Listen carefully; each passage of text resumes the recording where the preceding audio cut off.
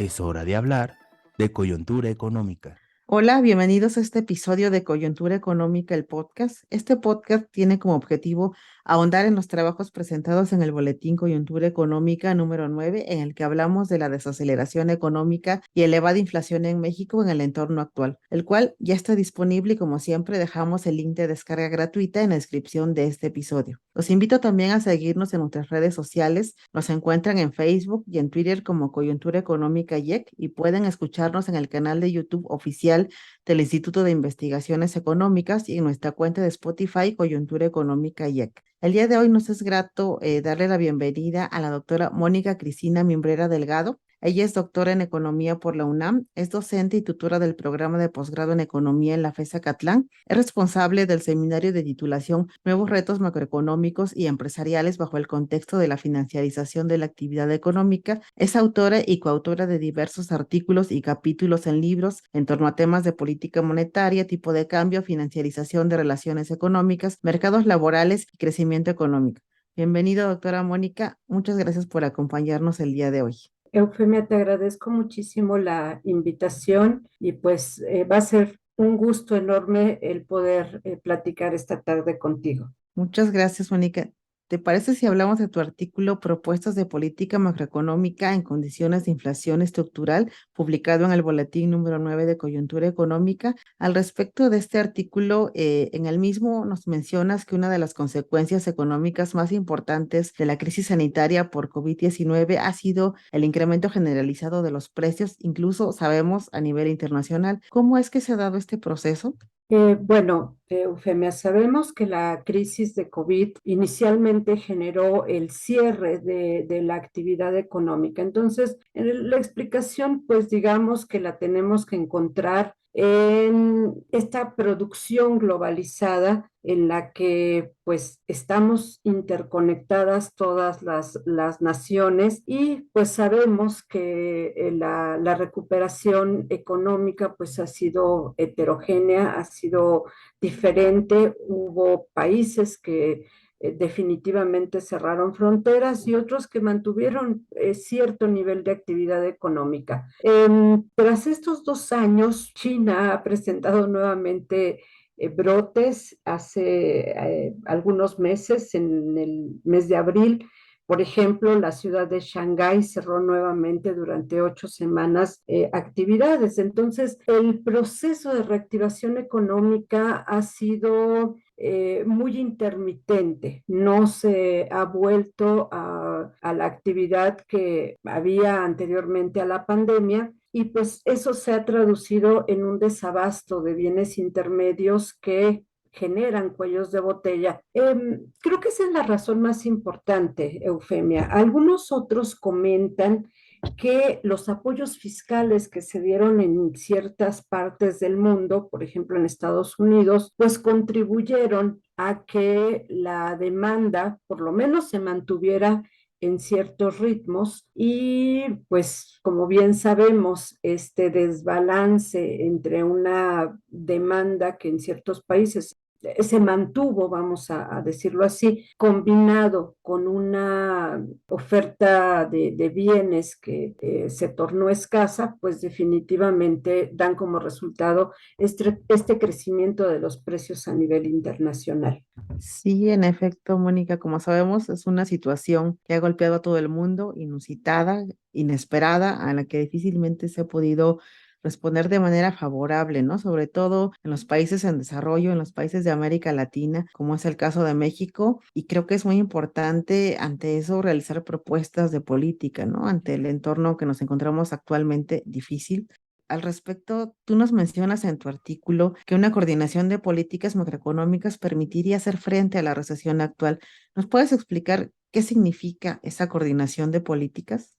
Creo que una de las grandes lecciones que nos está dejando esta crisis económica derivada de la situación sanitaria por COVID, Eufemia, es que ya las políticas económicas basadas en decisiones monetarias tradicionales, desde mi perspectiva, ya dieron de sí. Es más, desde la crisis de 2008 ya se ponía sobre la mesa de discusión el hecho de que si en efecto basar la estabilización macroeconómica solamente en políticas monetarias funcionaba. Entonces, creo que estamos ante una realidad en la cual los instrumentos tradicionales de política monetaria no están funcionando porque, como lo estamos viendo, aun cuando ante esta recuperación tan diferenciada entre países, se da la decisión de incrementar tasas de interés para frenar el crecimiento de los precios, pues sabemos que eso tiene repercusiones importantes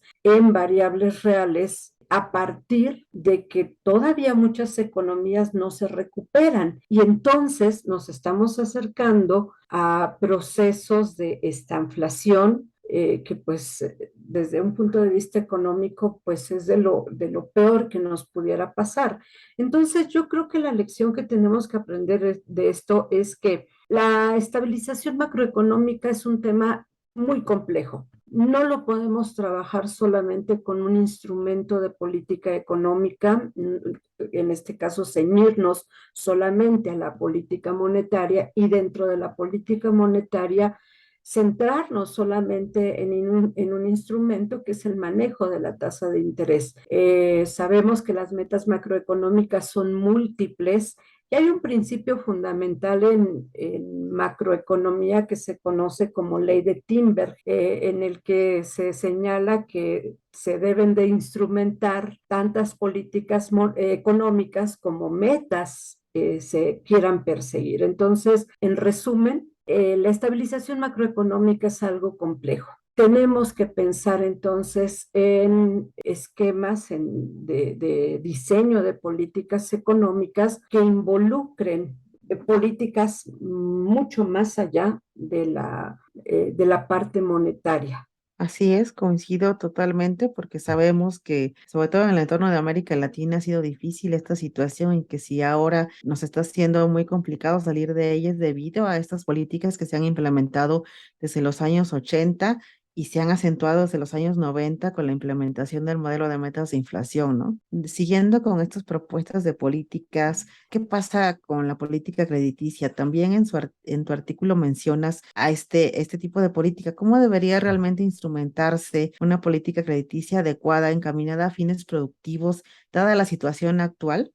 Definitivamente se tiene que pensar en un entramado de medidas que permitan que el encarecimiento del costo financiero pues no repercuta, no tenga afectaciones en la esfera productiva. Y bueno, ahí se pudieran plantear, se pudieran retomar incluso medidas de política monetaria, crediticia, que se instrumentaron hace algunas décadas. Sabemos que en ese sentido, pues el sistema bancario pues se conduce por criterios de mercado y pues también ahorita estamos en una situación en la que en algún momento durante la pandemia muchos de los apoyos que se brindaron, sobre todo a las micro y pequeñas empresas, pues no fueron suficientes. Entonces, en realidad, insisto, Eufemia, tendríamos que pensar en un conjunto coordinado de políticas y la política crediticia puede ser una de ellas. Pensar que quizás no nada más los bancos sean esas fuentes de crédito, sino pensar en asociaciones en cámaras comerciales, cámaras empresariales, que de manera conjunta puedan negociar directamente con los bancos, ¿no? Yo creo que es un momento en el que muchas de las negociaciones que se tienen que hacer en el ámbito económico se tienen que dar desde un punto de vista gremial o agrupado. Esa pudiera ser una medida, ¿no? El pensar en el abaratamiento de los créditos productivos negociando de cámaras de productores hacia banco, por mencionar solamente alguna medida, Eufemia. Sí, de acuerdo, junto con la que también nos mencionabas, la coordinación de políticas, que como bien dices, son un conjunto de medidas que se pueden tomar, ¿no? Y Exacto. situándonos en este caso, ¿mediante qué mecanismos el Estado podría mitigar la inflación actual? ¿Cómo la podría minorar ya en el entorno que nos has planteado de, bueno, alta inflación, de mecanismos que se deben implementar? ¿Qué papel entonces deberá jugar el Estado? Fíjate que esa es una pregunta muy interesante, Eufemia, porque si lo vemos desde el punto de vista meramente institucional, jurídico, de marco legal, pues sabemos que esa es una tarea que le compete particularmente a Banco de México. En ese sentido, y como lo planteo también en el artículo, pareciera que la autonomía está vinculada como a un aislamiento de la banca central cuando, nuevamente reitero, fenómenos tan complejos como la inflación, pues no deberían de ser abordados únicamente por una institución o por una sola política económica. Creo que en ese sentido, pues el gobierno federal hace algunos meses ya planteaba, a principios de mayo de este año, planteaba una serie de estrategias para que los productos de la canasta básica pues no tuvieran esta volatilidad excesiva. Entonces, bueno, esa pudiera ser una posible alternativa, cierto control de precios, sobre todo en productos de primera necesidad. Otra medida que quizás sería también interesante pensar es el acercar a los productores y a los consumidores. Bueno, como sabemos, sobre todo en los productos alimenticios, pues hay una cadena muy importante de intermediarios que pues obviamente llevan un margen de ganancia, ¿no? Y que encarece entonces el producto desde quien lo elabora hasta el consumidor final. Entonces, quizás buscar estrategias tipo de hacer ferias municipales, qué sé yo, en donde productores vayan directamente a ofrecer sus bienes. Otra estrategia que a lo mejor no necesariamente tendría que impulsar el Estado, sino que competiría a las familias, pudiera ser el de organizarnos en células, Eufemia, en células vecinales y que acudiéramos a las centrales de abasto, que normalmente es que venden productos un poquito más baratos y a lo mejor comprar para un grupo de 6, 7 familias una caja de jitomates, de zanahorias, cebollas, etcétera. Creo que esa es una estrategia, no necesariamente tendría que ser impulsada por entidades gubernamentales, sino competiría a las familias.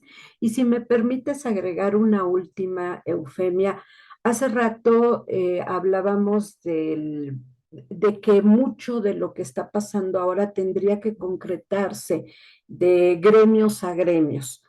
Recordemos que hace muchos años las inflaciones tan elevadas que tuvimos en nuestro país, estamos hablando de finales de la década de los 80, tuvieron como parte de la solución una política de ingresos. Recordaremos que en aquel entonces se firmaba un pacto en el que trabajadores, empresarios y gobierno pues se comprometían trabajadores a no solicitar aumentos salariales, empresarios a no subir precios y el gobierno pues servía como mediador de estos acuerdos. Entonces pues podríamos retomar, claro, ahí también tenemos ahora la limitante de que la clase trabajadora pues está muy mermada en cuanto a su representatividad sindical. Por mencionar solamente algunas medidas, Eufemia, que pudiéramos considerar no nada más de la parte gubernamental, sino también considerando labor de familias y de otros sectores sociales.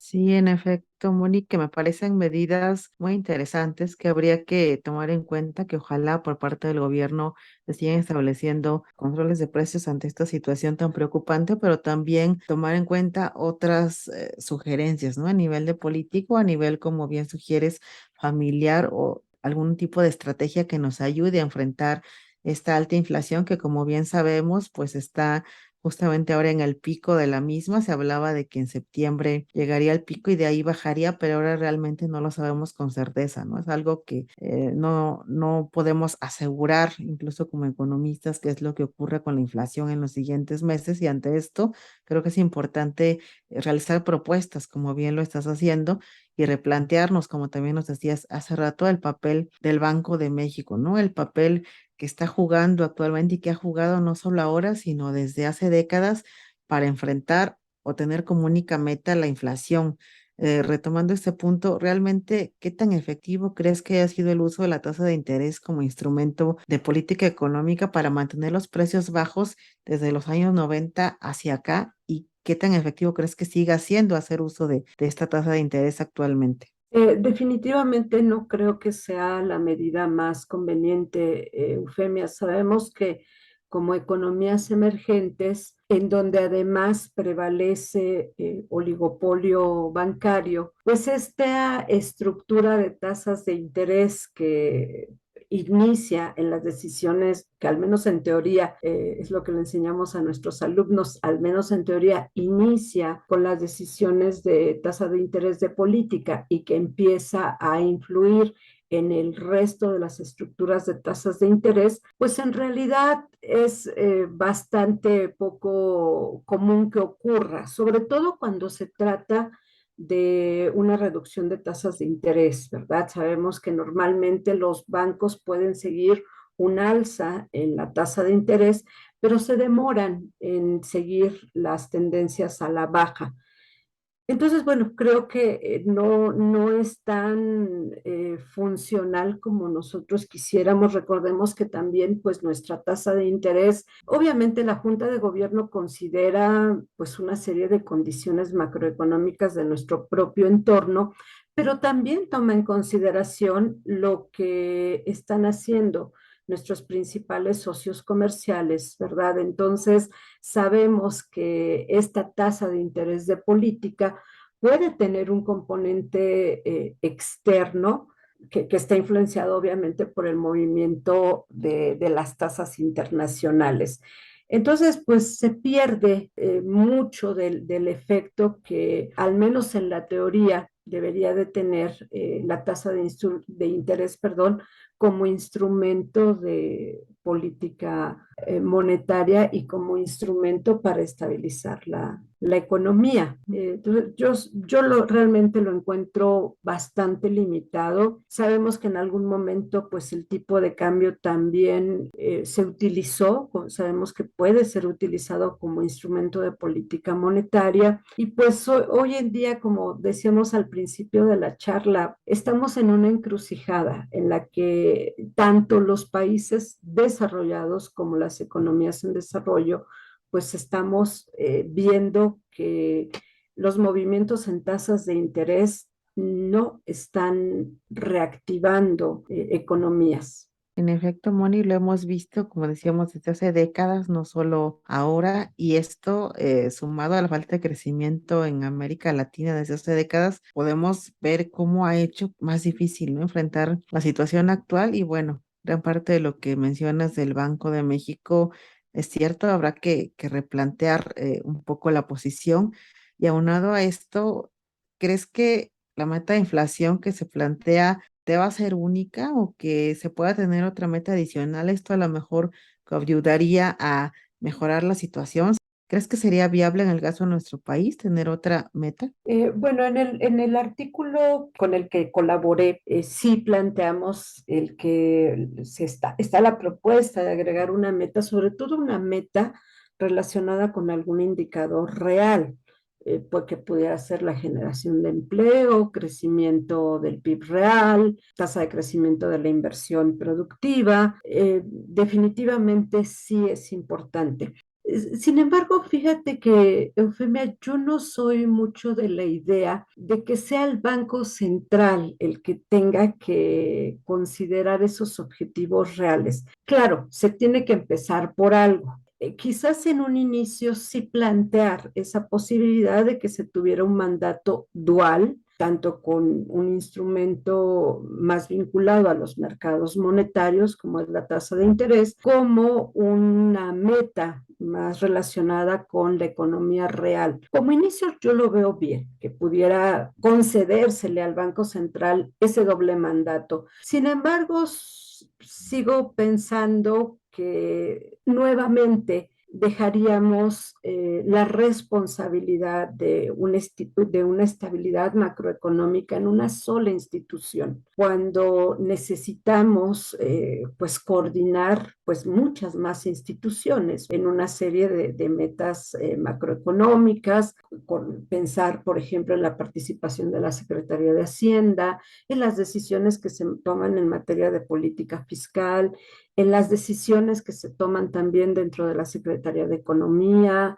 dentro de la Secretaría de Economía, pues revisar también lineamientos, por ejemplo, con respecto a la inversión extranjera directa, con respecto a política industrial. Entonces, realmente yo sigo insistiendo en un tema en el que tengamos un conjunto de políticas y de instituciones que permitan pues un abanico precisamente de instrumentos para alcanzar la estabilidad macroeconómica. Sí, en efecto, Moni, como bien dices, bueno, una coordinación de políticas y el uso de varios instrumentos y a la par a nivel institucional que no se quede todo concentrado en la política monetaria y en el Banco Central, ¿no? Como bien dices, porque esto se ha demostrado a lo largo del tiempo que no ha sido efectivo para incentivar el crecimiento y de hecho podríamos decir no ha sido su objetivo, ¿no? Su objetivo es estabilizar y no tienen como objetivo el crecimiento económico. Y bueno, finalmente quisiera preguntarte, ¿cómo se vislumbra el escenario en los próximos meses? Que creo que es algo que nos preocupa a todos. ¿Qué es lo que se espera que pase y qué recomendaciones podrías dar para la recuperación a mediano plazo?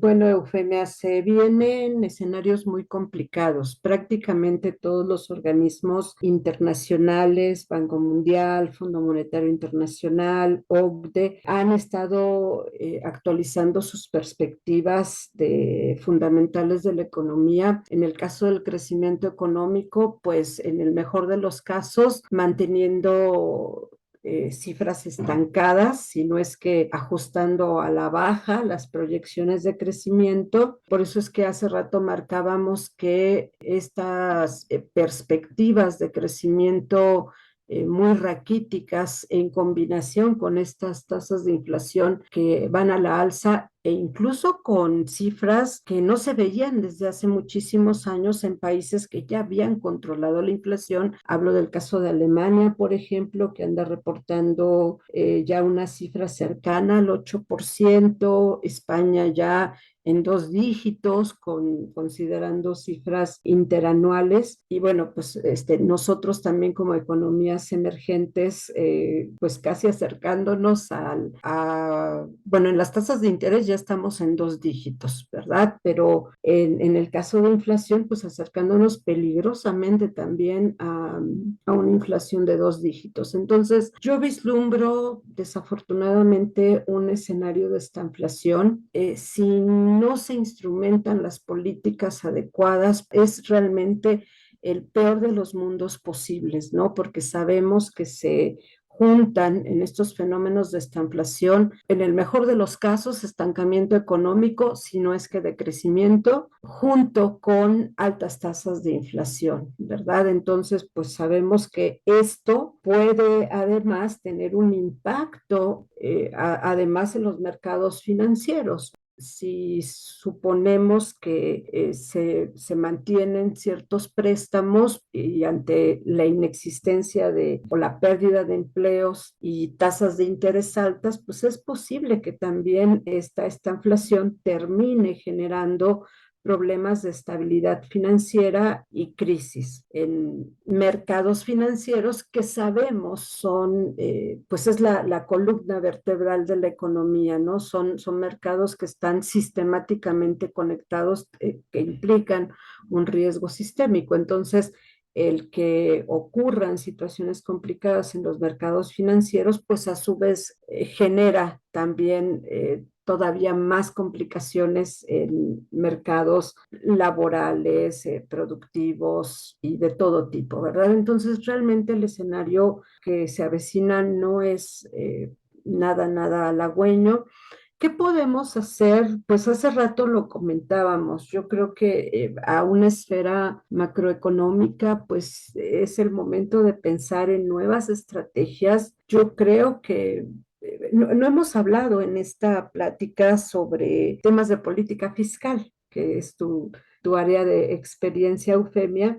Y bueno, que sabemos que si la política monetaria tiene ciertas limitantes, desde un punto de vista también del marco jurídico bajo el cual se plantea el diseño de política fiscal en nuestro país, pues también tenemos serias limitantes. Creo que a nivel de los diseñadores de política, la tarea es pensar en nuevas estrategias, buscar alternativas de solución que pues rompan con estos esquemas ortodoxos. Pues es lo que podemos recomendar, Eufemia. Sí, en efecto, Moni, como decimos, bueno, es un escenario a lo mejor no muy agradable, pero habrá que hacerle frente. Yo creo que espacios como este son muy buenos para plantear las recomendaciones que justamente has dicho y ojalá pues sean escuchadas por también todos los ámbitos de gobierno y de los hacedores de política para que en algún momento puedan tener en cuenta esto, ¿no? Que siempre hemos criticado del lado heterodoxo lo que ha ocurrido con estas medidas, no solo de ahora, sino desde los años 80, que se han hecho más crudas con la implementación del modelo de metas de inflación y que han dado como respuesta el enfrentar situaciones como las que estamos enfrentando actualmente de alta inflación y desaceleración económica, que si bien sabemos es a nivel mundial, pues cada economía lo enfrenta de distinto modo, ¿no? Y el hecho de tener bajos niveles de crecimiento ha hecho que esta situación se complique y como bien dices, el panorama no pinta nada bien, pero esperemos que en algún momento se tomen en cuenta muchas de las propuestas que hemos hecho, que has realizado tú, y pues no me queda más que agradecerte por acompañarnos en este episodio y por ampliar la información para nuestros lectores. Muchas gracias, Mónica, por estar el día de hoy con nosotros. El agradecimiento, Eufemia, es de mí hacia ti. Para mí ha sido una experiencia muy agradable. Agradezco muchísimo a la universidad también el espacio que se nos otorga y pues estamos en esta tarea de difusión de nuestras investigaciones, de difusión del conocimiento y me parece una forma muy interesante, ¿verdad? Porque aquí se queda la información para que en cualquier momento que así se desee, tanto el público en general como los universitarios podamos tener acceso a esta información. Muchas gracias, Eufemia. Gracias a ti, Mónica. Y recuerden que en la descripción de este episodio encontrarán el link a la descarga gratuita del Boletín Coyuntura Económica. Yo los invito a seguirnos en nuestras redes sociales. Gracias por escucharnos y nos vemos en el siguiente episodio con otro tema de coyuntura económica. Universidad Nacional Autónoma de México.